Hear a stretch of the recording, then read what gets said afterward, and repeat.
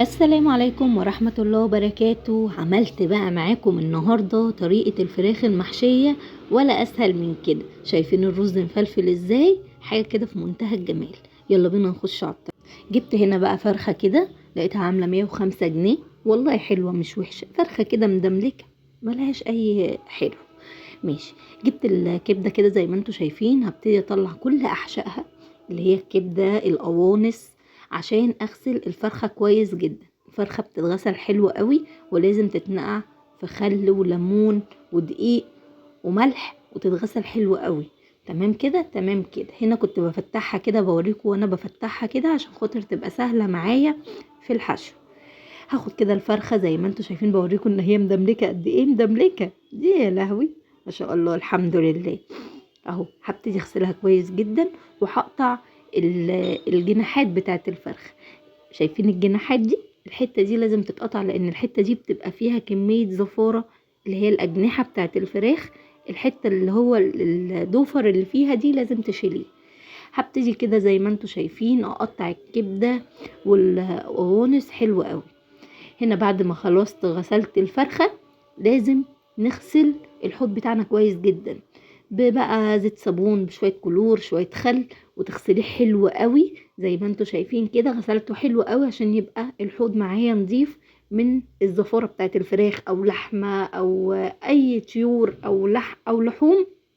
لازم بعد ما تغسليها كويس تغسلي الحوض بتاعك كويس جدا. طبعا كلنا شاطرين وبنعمل كده، بس حبيت اضيف التركية دي من عندي كده. تمام تمام كده. هغسل بقى الحوض بتاعي حلو جدا، علشان خاطر اروح بقى ابتدي اشتغل في الاكل. انا من النوع ده يا بنات، انا بحب اغسل الحاجة اول باول، عشان ما يبقاش عندي مواعين كتير بعد ما اخلص الغدا او بعد ما اخلص الفطار. تمام كده تمام كده. ندخل بقى على الوصفة بتاعتنا. الكبدة هنا متقطعة معاها مكعبات، والقوانص، ومعايا هنا بصلاية كبيرة كده مخرطاها قطع صغيرة، وورق لورا، وحبيتين كده من القرنفل، وحتة صغيرة خشب كده قرفة. تمام. الطعم هنا بيتنقل معانا في حتة تانية خالص بشوية البهارات دول. معايا هنا كده كيلو الا ربع رز، صفيته كويس بعد ما غسلته. وهندخل على الطريقة. حبة زيت كده، معلقتين زيت، لان انا ما بحبش الدهون كتير زي ما انتوا عارفين. وهنزل بالبصلة الكبيرة اللي انا مقطعاها مع القرنفل مع القرفة الخشب وورق اللورا، ويتحمصوا تحميصة حلوة كده معايا. وانزل بالرز اللي انا غسلاه كويس ومصفياه. تمام.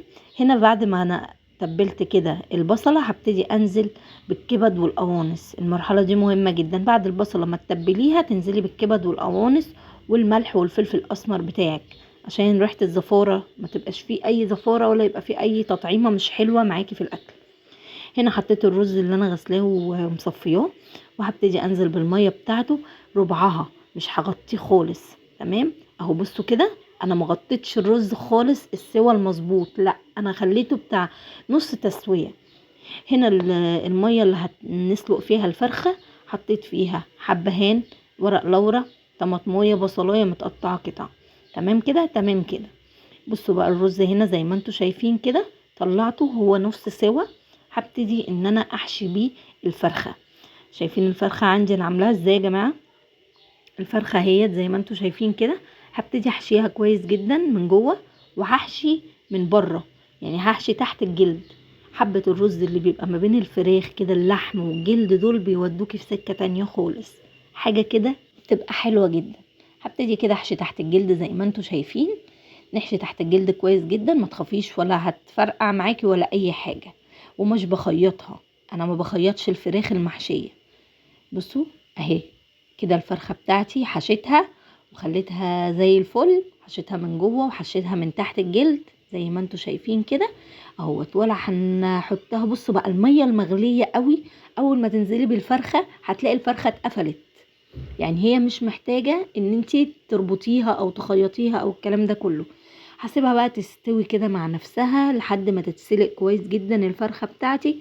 وبعد كده نحمروها وتبقى بألف هنا. لو وصلت معايا هنا في الفيديو ما تنسونيش باللايك والكومنت الحلو اللي بيشجعني. هنا هي الفرخة بتاعتي استوت، وبصوا بقى شكلها بقى حلو كده. هنحمرها. طبعا لو عايزة تدهنيها شوية صلصة وتحطيها في الفرن عادي، ما فيش اي مشكلة. بس احنا قلنا ايه، نحمرها تحميره خفيفه كده وتتاكل بألف هنا وشفا. وحطيت باقي الرز انا سويته بقى التسويه الكامله بتاعته، وعملت جنبها كده ايه شويه بطاطس. شايفين الورده الحمراء؟ شايفين؟ عشان تعرفوا ان انا بحب ادلع الاكل.